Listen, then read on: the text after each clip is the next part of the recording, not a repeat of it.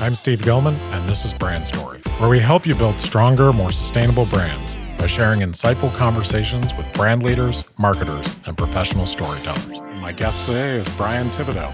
So you know what? It doesn't really matter like what you're selling. If you do it with empathy and authority, then everything works out just great.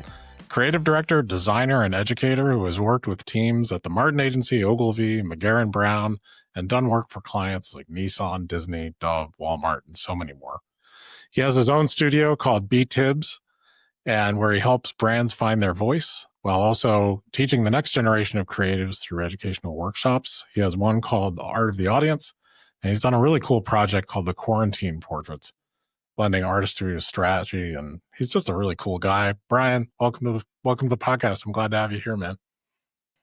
Hey, thanks, Steve. I appreciate it, man. I'm excited to chat with you today. Yeah, I think we'll have fun. So one of the first things I want to talk to you about is we have a friend in common, Scott Whithouse. So you studied with him at the Brand Center?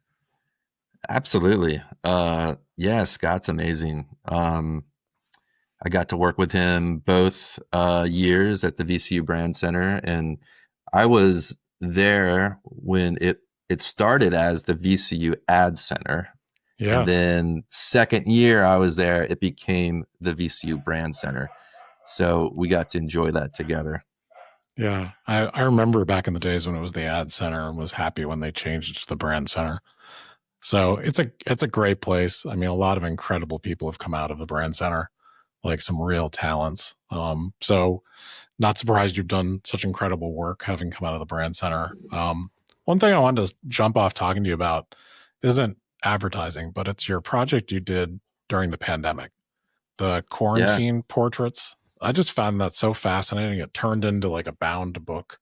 Can you kind of tell me, I think a lot of people were inspired by being locked in their houses, me included, but can you tell me about how that project came together? Yeah. Yeah, that was a weird time, right? Yeah, wasn't it? And yeah, so one day it's just like, don't come to work, you know? And we're all just sitting at home being like, what the hell is going on? Anyway, we don't need to relive that too much, but it happened. It happened. And there were just nights where I found myself in my art studio, at home, you know, and it's the place where I'd have my computer and stuff, and I'd remote work as well. But I found myself kind of, reflective, and funny enough, I had just canceled Facebook. Really? It was like right before the pandemic, and I'm kind of like bipolar on social media. I go through bouts of just being like, I don't want anything to do with it. And then there's times when I just feel like I need it, and I need to connect with people that might be, longer distance or just know what's going on event wise. And so I just deleted Facebook, and I started doing, just some like self portraits and stuff in the evening.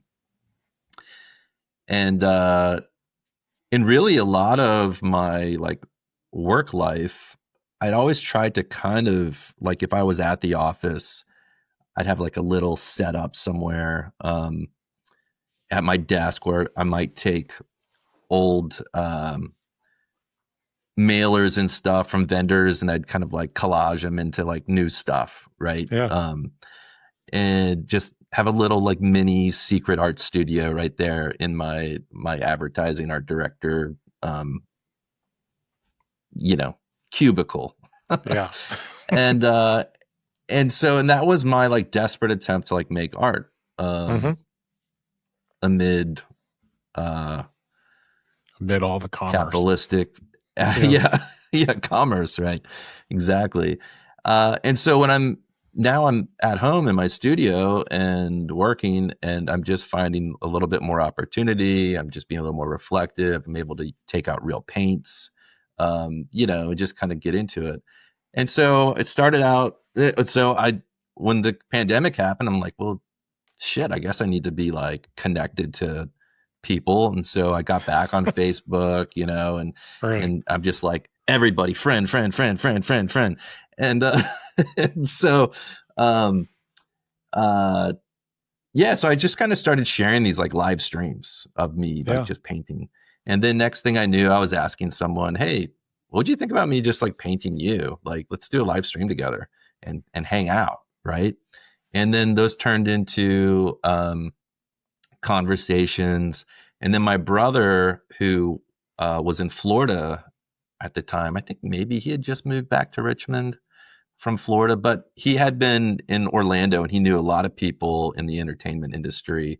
For example, one of them is a gentleman who was the stuntman for Black Panther, right? Yeah. And he was like, "Hey, what if I um, helped you like pull in uh, people, to paint? Like that could be kind of fun. You should like talk about it." And he's a producer.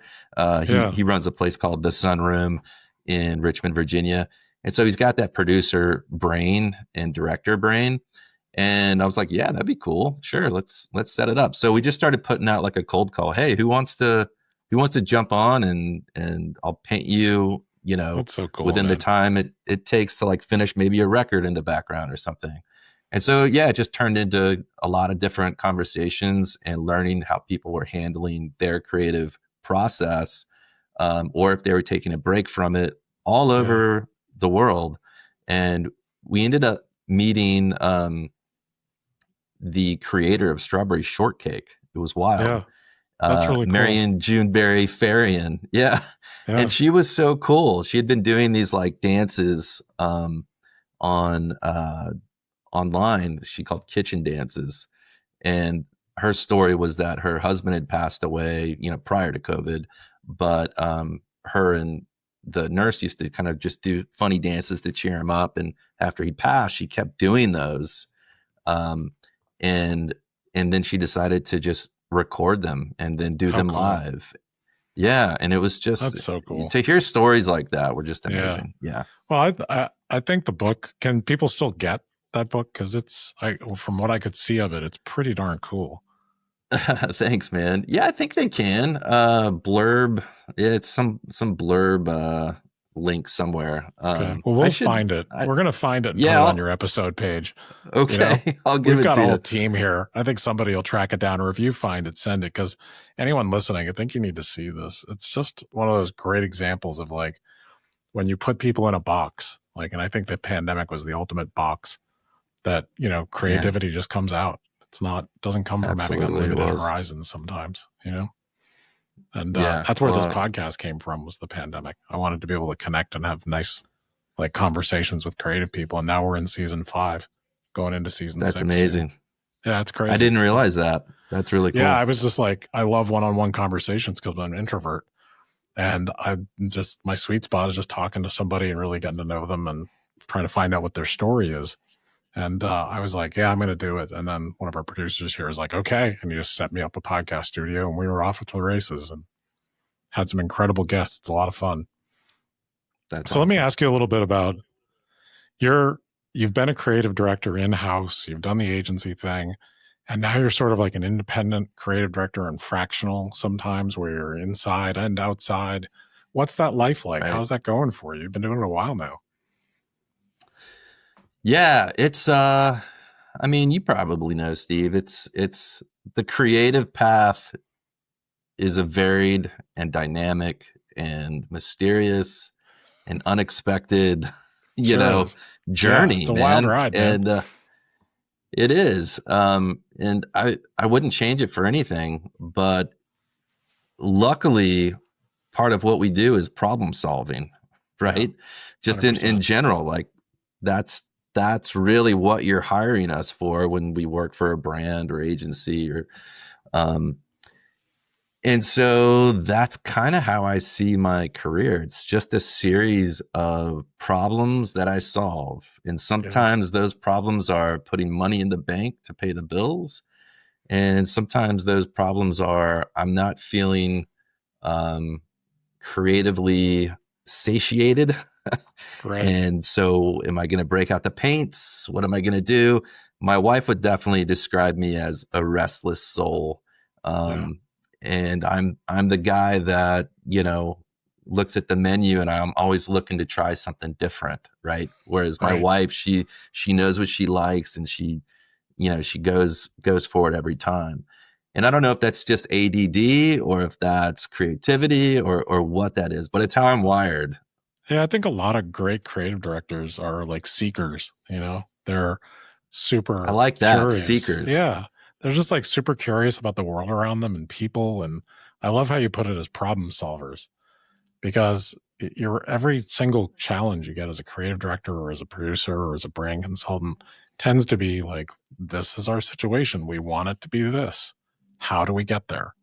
What Yep. story do we tell? Who are we even talking to? There's Right. like so many problems to get from the idea to the execution that like I Yeah. think it takes someone who's looking at the horizon and noticing the little things.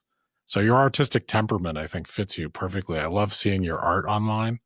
And we'll get to that in a little bit. We're going to talk more about your art because I think you're extremely talented. But I wanted to hit on a little bit of your work, which I think is great. And you've done a ton of really cool work. One of the ones that jumped out at me was the Ramen Hero noodle western that you Oh, did yeah. that you did for Ramen Well, Hero. yeah. Well, I have to be transparent about the noodle western. So the noodle western, I was the storyboard artist on that Mm-hmm. specific project. Yeah, it's and then you Working, became like their design director after that. you got it. There it Yeah, is. that's crazy. So I just want to be clear. Like much of what we do, Steve, is like in collaboration with Oh, it's so always in many. collab. It's never ours. It's Oh, all of ours. Yeah, exactly. it's And, always it, a it's and team. it's that's the beautiful thing about it. And so Cedric Geese hired me to do the storyboards, and I always love that when you do some storyboards and you see that the cinematographer, you actually took Yeah, maybe most of your cues, right? And you're like, I right. directed this thing. Um, Yeah, you're like, wait a minute, that's exactly how I drew it. right, right. Yeah, Um, so yeah, and then right after that, or pretty soon after, yeah, they hired me as their like fractional design director, and working alongside Cedric, who was kind of just essentially like their fractional ECD. yeah, And yeah, we just had a blast, and that was a post-pandemic yeah. kind of brand right there. Hey, get authentic, ramen right to your door, right? I just thought it was really. I kind of felt like when I saw the spot and then I read the story around it. It kind of goes back to that problem solving thing you said. Is like one time you're just doing storyboards, another time maybe it's much more than that for a campaign. But then solving the problem with the storyboards, and that particular Ramen Hero spot, the noodle western one, like there's certain work where I look at it and it looks drawn. Like it looks like somebody imagined the frame extremely clearly. It Yeah, feels, it's tight. It's like this cool, tight frame. So I could see the impact that you'd made. And then the fact that you become I their love it. design director afterwards, that's just like how the life of a creative director is. It's like one thing connects to another that connects to another, and you end up doing sometimes really surprising work. We're developing some relationships you don't expect. So how long were you with them as their design director? Man, that's probably year and a half, 2 years, Oh, somewhere in that's there. wild. That's great. And yeah, it was a great experience. Those folks were just like the most wonderful, kind people That's to so work cool. with. And we love when that happens, right? Yeah. Like to work Yeah, of with good course. people. They ultimately came up against some challenges with the quality that they demanded Yeah. against sort of the supplier that they had, and they couldn't find a supplier to really do what needed to be done for their Right. quality. And so Hero, the guy that founded it, moved on to other things. He's part of now food future food fund, I believe, Oh, something like that's that, cool. where it's like food tech, and really, really cool guy. That's great. Yeah, I mean CPG is a rough business. It's just It's hard. hard. It It is is, hard. I've worked in And it makes CPG now and me, then. It's a yeah. bear. It is. And but what I love about it is that one-to-one relationship that the brand gets to make with the consumer. Yeah. You know, for example, look at like Dr. Squatch soap, Yep. right? I remember getting it like in the mail through some bespoke thing, and I was like, oh, that's a Yeah. cool brand. I'm a big, Yeah, I love it. Bigfoot fan. So, um, but uh, but then as it evolves and they become more successful, to kind of see it showing up in like Walmart, I don't Yeah. know. For me, it just like takes the soul out of it. I'm like, Yeah. oh, it's All not. of a sudden it got bigger. It's like, yeah, it's like Yeah, Liquid Death. I liked when they were upstarts and now they're so successful. It just kind of makes right. me feel I'm happy for them, but I'm also a little sad that I see it everywhere. You know, Yes. it's the same kind of Yeah. thing when you have like a renegade brand, the art of it, the packaging, the central message matters so much because there's so little opportunity for connection. It's not like Yeah. it isn't actually an ongoing conversation. It isn't personal. It isn't a service. It's Right. like you either like it or you don't. You're either Yeah. hooked or you're not. Yeah. And I think who's done it right is Warby Parker. They would come around. I think that maybe this was part of the experiment to kind of see if it would work, but they would take a semi truck around Yeah. to different businesses, right? And then you could kind of come out. And they did this at the Richards Group, actually. They came to the Richards Group and we all took a break and went out into this semi truck that looked like, a Warby It's a Parker pop up. store. Isn't that cool? Yeah, pop up. Great brand And experience. yeah, and they never left that brand home behind. You're not going to see a Warby Parker glasses in the Walmart Yeah. retail or lens crafters. Yeah. And that really works for them. It's interesting. I think it comes down to whatever the DNA of the company is. Obviously, True. how much, private equity is involved. If everyone's ending Right. up in Walmart and pushing into Costco, then there's some private equity behind it because it's all Yep. about getting that return. So I think it just depends on how closely held it is, how tight the business plan is. But yeah, it's a privilege when you get to work on stuff like that. So there's another piece of your work, and I know I have no idea what you did for each one of these, but I just wanted to call a couple out because I think they're super cool. The Rogue One stuff with Nissan, that was, Yeah. the Rogue One toys, and it's a story and it's partnering with Toys for Tots. I thought it was like Right. really cool. It had this animated artsy feel. Can you tell me a little bit about how that came together and where in your career that happened? Yeah. So, I was freelance. I was still living here and freelancing out at Chiat in LA. Yeah. And that was a time where remote work wasn't really like something that was happening. Yeah. And Isn't so that I was, interesting? yeah. And so I was literally there. Like, I think I lived there for 3 months and I would come home every other weekend and I lived in an Airbnb. I remember those days. Yeah. And, but it was just such a good gig. The opportunities were just so cool. And I'd never got to work in LA. And so I Yeah. really like relished in it. I loved it. And yeah, and so Rogue One was coming out and the new Nissan Rogue was coming out. Yep. And so Disney and Nissan got together with the agency and they're like, hey, let's do something cool. And there was all these restrictions around, you can't actually mix the universes. I don't even know if I'm allowed to say any of this stuff. Yeah. That was a while ago, but yeah, I get it. There's always a yeah. ton of like tight restrictions with brands that big. Yeah. But I mean, you can see it, right? Like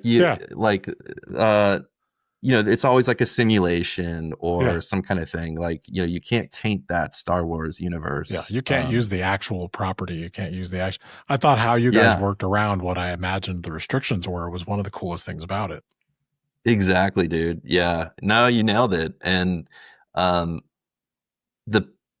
the part that I'll kind of point to that I really thought was fun was my partner was Forrest Bolin, and we were going to get the opportunity to make like the most expensive YouTube banner. Right.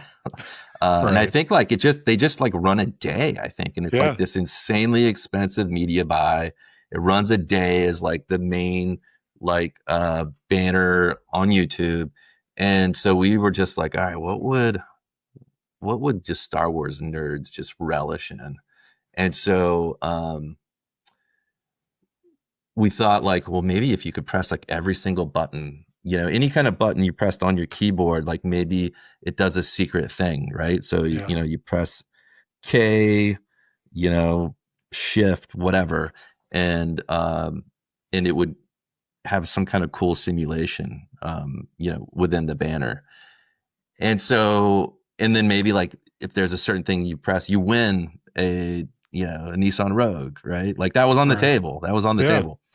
But at the end of the day, it was like too expensive to have like that many sort of like codes. And so we Sure. ended up like culling it down to like, well, you click here, here's like four or five different things that it does to kind of as a demo, of all the new safety features that the Nissan Yeah. Rogue had. And then simultaneously, there was another team working on like a broadcast spot that I believe ran during the Super Bowl. And so, yeah, man, it was just like a really cool, again, collaboration, Yeah, between a lot of it was brilliant a really minds. memorable thing. I actually remember seeing it when it came out. And so I recognized it on your site and I was like, yeah, that's super cool. You got to work on that. And Yeah, I love that you worked on that aspect of it. There's of course another team working on broadcast. There's all this stuff going on.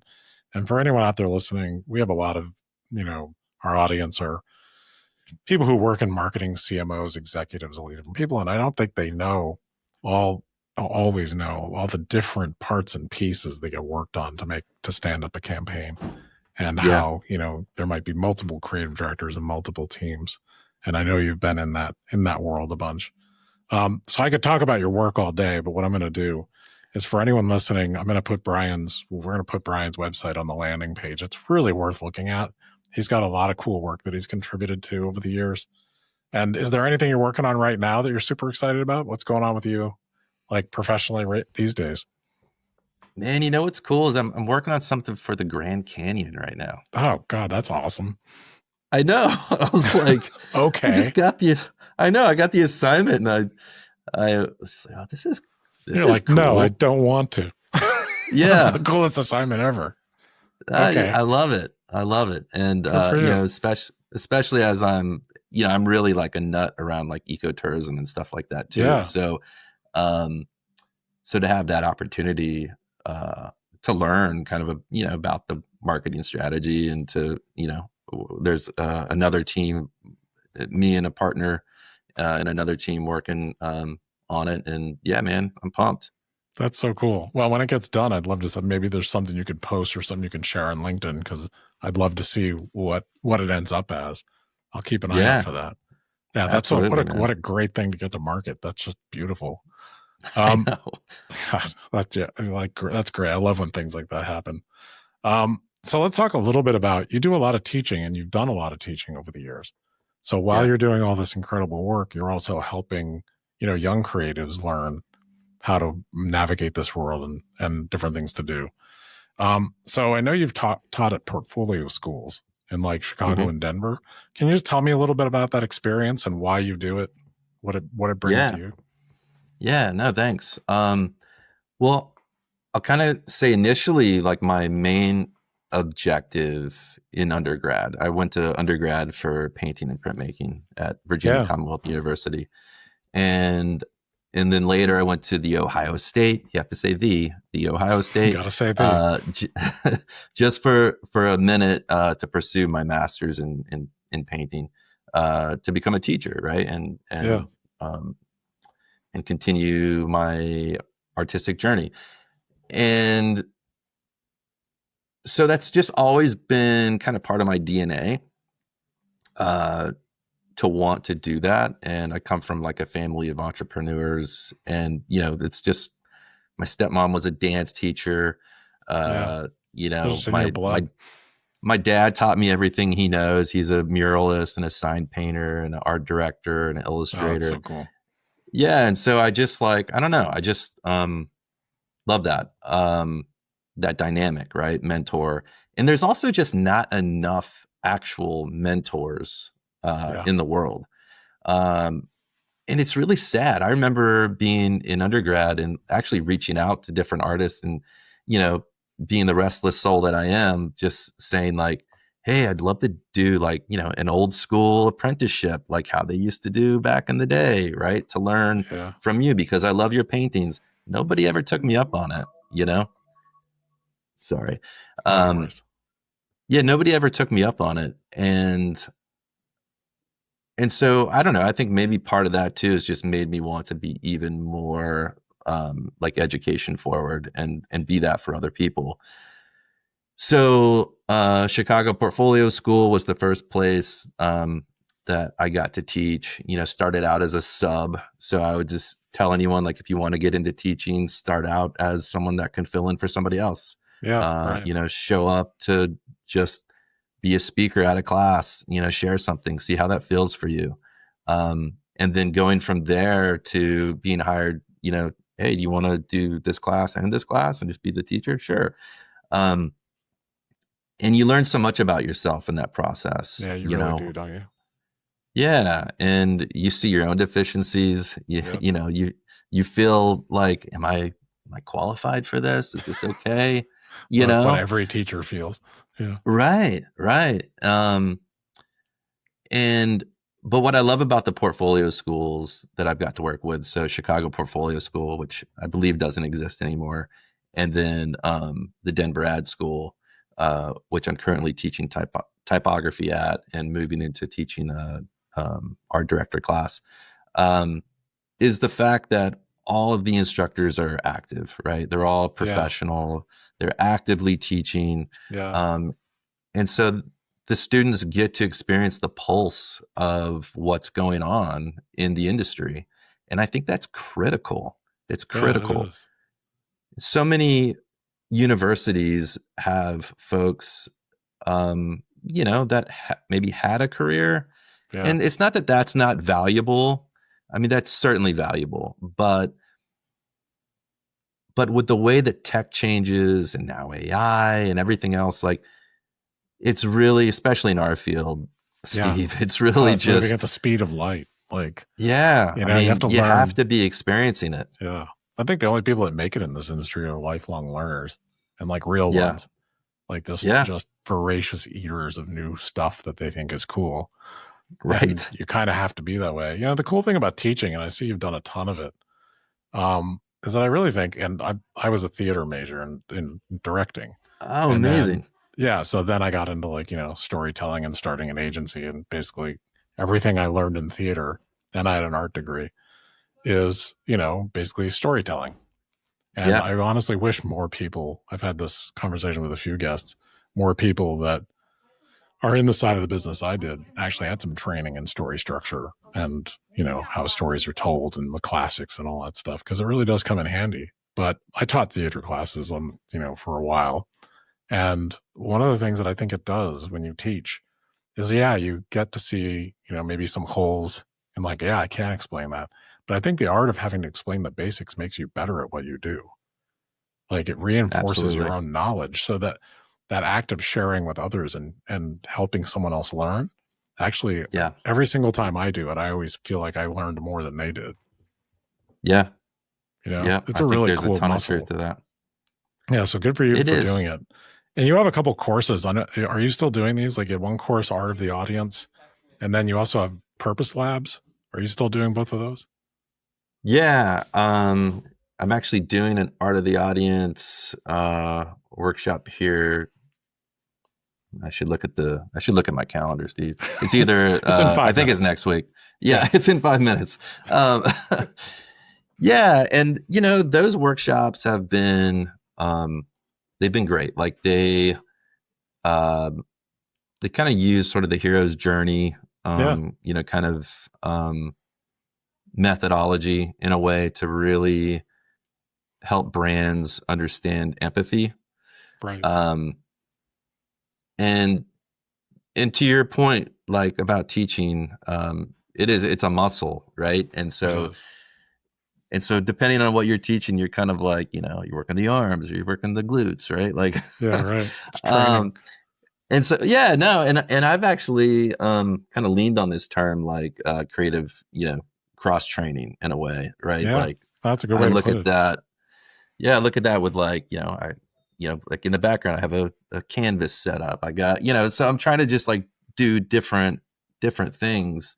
But yeah, so the Art of the Audience, it's usually like with a larger, 10 plus, kind of group. Whereas the Purpose Labs is really like a one-on-one, And Yeah. that kind of started as like just a way for me to kind of jump into the community a little bit Yeah. here. Help small And businesses. yeah, and to hang Yeah. out with their founders one on one. That's cool. Yeah, and kind of help them see like, oh yeah, that's why I'm doing this, right? Yeah. Like, and because of that, I can have that same um because they're being heard, they can be more open to hearing their customer and the right clientele for Yeah. their service, you It's know? really interesting. A lot of small businesses and people out there working in different careers, they didn't get the training and storytelling or the cutting their chops on trying to make solve a creative problem and get it to work. So, Yep. sometimes they're Yep. just doing, but they don't have that background. So I think it's really cool you're offering that. How do people find out about Art of the Audience and the Purpose Labs? Is it just through your LinkedIn, or do you have a way that is it out there It, someplace? yeah, I was part of a um co-working space for a while, and they Yeah. had just a ton of different locations, and so I kind of spread it like throughout the co-working space. And then I got involved with Indie Design Week here, and I was Right. kind of doing it through that.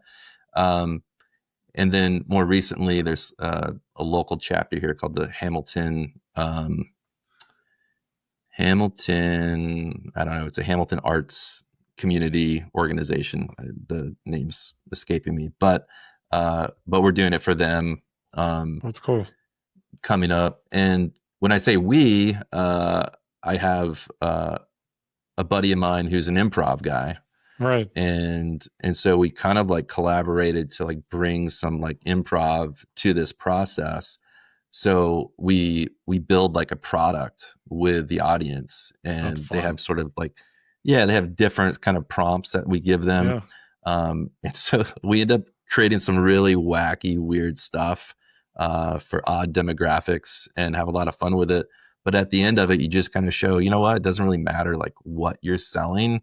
If you do it with empathy and Yeah. authority, Yep. then everything works out just great. Yeah. It's really surprising what you can learn from that. I think that's so cool. You have some improv in that. I actually taught and performed improv. So I had like 20 years of performing in improv groups. So yeah, improv Nice, skills and nice. being around improv is like the yes and theory is Yeah, like one of the biggest drivers of, I think, our success is because we actually authentically listen. It's not just about us and our ideas. We're trying to listen yeah. to find where those nuggets of story or those nuggets of specialness actually are. And I think that's what It goes artists back to do. that. Yeah, yeah. That is what artists do, and it goes back to that box that you kind of keep bringing up. Yeah, Like you have this kind of box that you have to work in. That's definitely improv. it is. Man, you have to be Um, grateful for the box you're given, I tell you. Like being in a yeah, box is like anytime there's restrictions, I'm like, oh goody, because yeah. when there's restrictions, that's where, all of your creative muscles start working because you've got to figure out, I only have this, this, and this. What can I do? Which is a lot better than Yeah, I have a blank canvas and unlimited freedom. there's a I'm not sure great that's, book. Yeah, yeah, go ahead. there's a great book. Ernie Schneck, if I'm saying his last name correctly, the Houdini Solution. Oh yeah, I've heard about Um, that. yeah, it's all Never about read it. you know being in that, working in that box, and how the brief actually becomes like the most freeing kind of aspect, and potentially the worst brief you can receive is just the really open one. Yeah. Yeah, honestly, I think so, because like when there are restrictions, you have to interrogate every little thing and try to get to the bottom of what might work. So I don't want Yeah, to keep you all day, and I wanted to ask you one last thing before I let you go. yeah, And certainly. I could talk to you probably for an hour and a half, but we'll not do that to you today. I wanted to talk to you about on LinkedIn, you do this really cool thing called end of day art. And it's a hashtag, Ah, and you may do it other places, but that's where I see it on LinkedIn. And the hashtag is EODA, EOD, yeah, yeah, hashtag yeah, EODAY. And if you put that into right. LinkedIn, you'll see all these different people contributing to this cool thing that Brian put together. Can you tell me a little bit about that? Because I feel like that thing that you do, that I think you Yeah, just started doing for fun, is kind of like illustrates what a creative director does.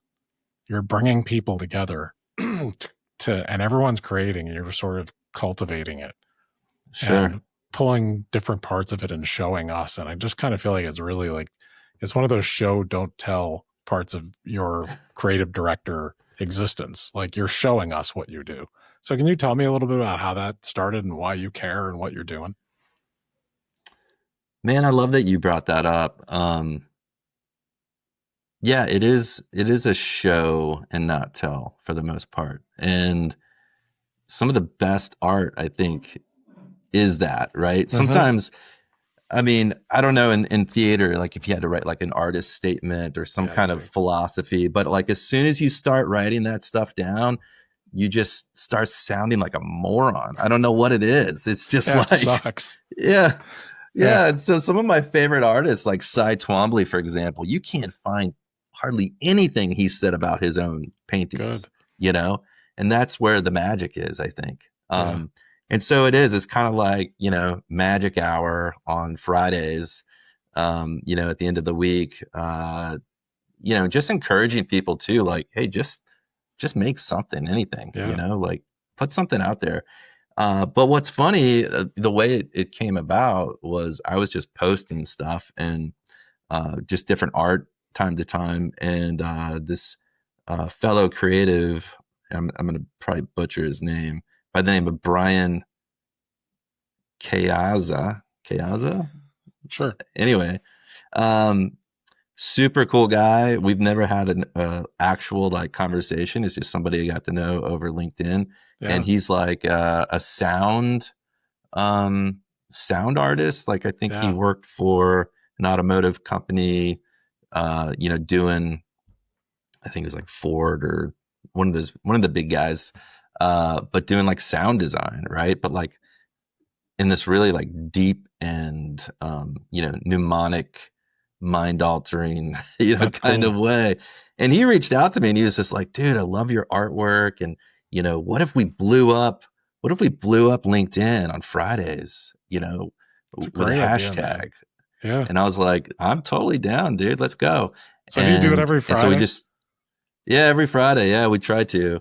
Sometimes every once in a while I'll do it not on a Friday. But that's kind of how it started. That's life. Yeah, man. That's life. So cool. And he makes some rad stuff too. Yeah, so. I think I've seen, like, I put in the hashtag way before we talked. I've been following it for a while.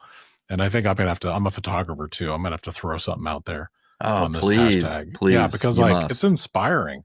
Like you put the hashtag in, I saw everything from black and white photography to like sound design to like cool, weird animations to, beautiful paintings that you did and like really like thought-provoking stuff. Thanks, and I was like, this is what LinkedIn needs to have on it. It was really inspiring. Oh, yeah. Good for you. Oh, thanks, dude. Well, people like Brian and any other Brian, to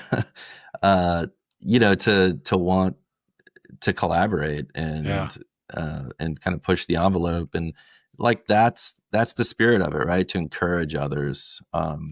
And so like, let's get away from Cracker Barrel logos and AI for 5 years. Let's just avoid that for 5 years. Stop talking about the same things and like do something a little bit different, Yeah, I think like, and if it's, that's cool. Sorry. And if it's true that like the algorithm, works according to sort of like what you consume and who you're friends with and how you're communicating with them. I don't know the nuances of that, but if putting a little more art into the world can help that algorithm move in a more positive direction for me, then I'm going to do it.